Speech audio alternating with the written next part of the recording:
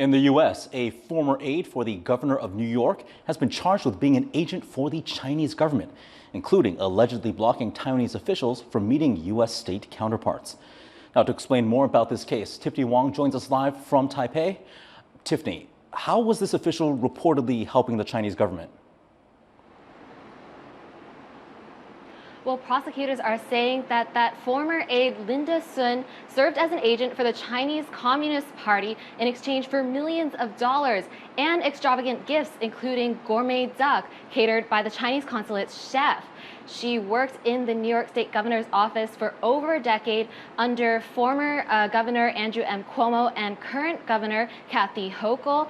And they said that she directly interfered in the state office's relations with Taiwanese officials by doing things like blocking former Governor Cuomo from attending a banquet when Taiwan's then President Tsai Ing-wen was on visit in New York, and also declining invitations from the Taiwan's de facto ambassador to Governor Kathy Hochul.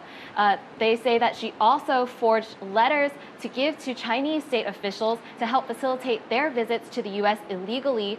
And the FBI raided her multi-million-dollar home in July, but they didn't make any arrests back then. Now she's been indicted on 10 counts, including visa fraud and money laundering, and that money laundering also with her husband, who has business interests in China.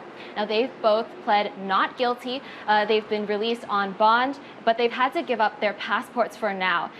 Governor Hochul's office said that Sun was let go in March 2023 after they discovered evidence of misconduct, but it's unclear what exactly that misconduct was, and they said that they reported that to law enforcement and have since been cooperating with the investigation.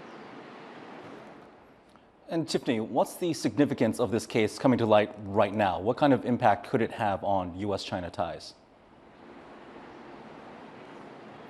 Well, it really adds to the precarity of U.S.-China relations at this moment. It comes just 2 months before the U.S. elections in November, when fears of Chinese election interference are high, and it really adds pressure to the U.S. to crack down on any Chinese interference now.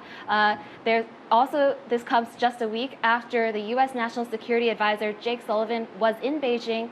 He met with Chinese President Xi Jinping there and also Foreign Minister Wang, hoping to cool down tensions.